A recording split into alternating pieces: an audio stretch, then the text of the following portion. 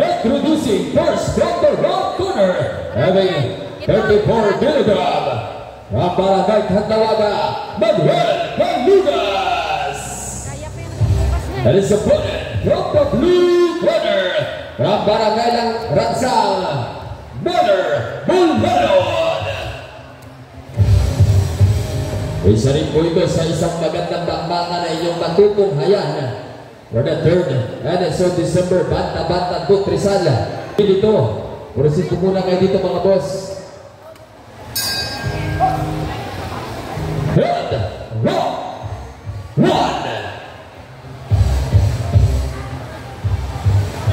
Kung mga po nandito ngayon ay parehong matibay, hindi kaya at kung pigayan kung inyong makikita ay sadyang lang sinasayang na suntok. Michael Neri, punta na kayo natin sa question. Saka si Dennis Aligo. Punta na kayo sa question.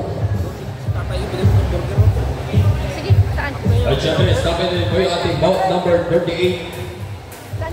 Ayun, ako pa rin natin. Ma'am, Diyos, bakal. Hindi, yan na lang sa'yo, hindi ko marami.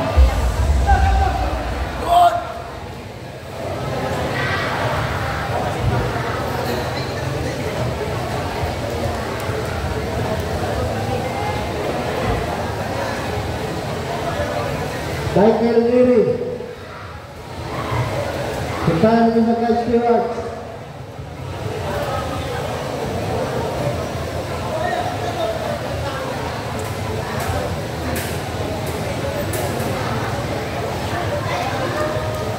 Dia kasi po.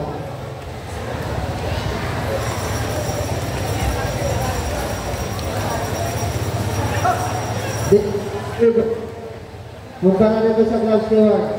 Yung nga po napapanood, this is bout number 37.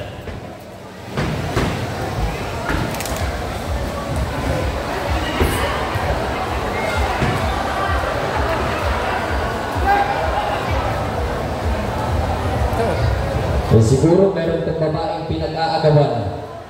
Eh, sadyang bigayan kung bigayan eh.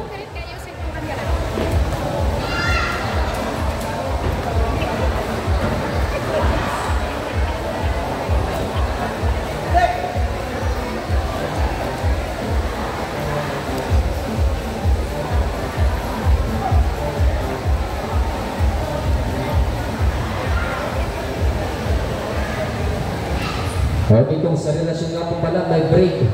Sa boxing, may break din po. Boxer, 1 seconds!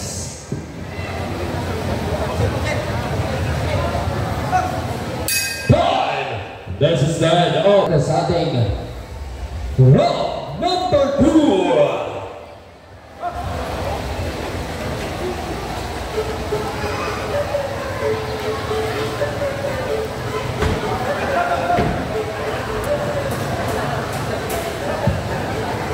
Eh, sino kaya ba yung mapagbigay sa dalawa?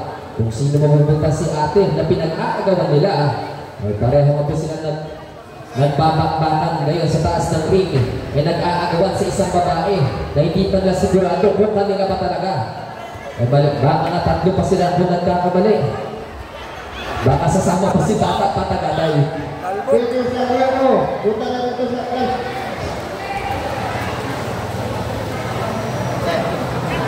Dennis Aligo.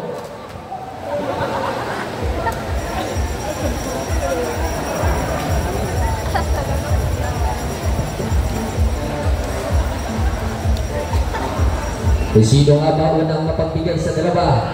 Ay pareho nga po. Ay kuya, binabawal po yung pag-iikot. Ay parang pero sweet pa lang po yan. Yung akala mo masaya pa pero hindi mo alam pinapaikot ka na.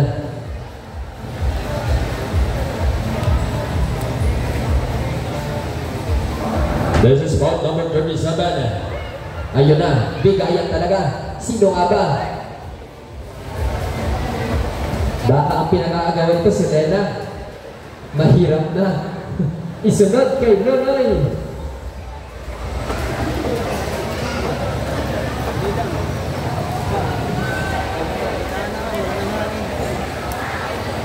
Ayun na, meron na nga bumigay.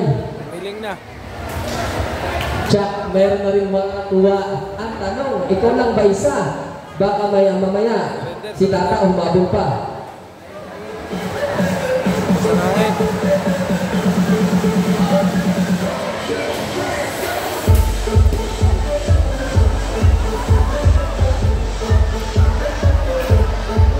See the result for bout number 36. RC for round number 2. Winner, the referee stop contest, right corner, Manuel Palucas. Kaya nga po yung mga kuha sa dalaga.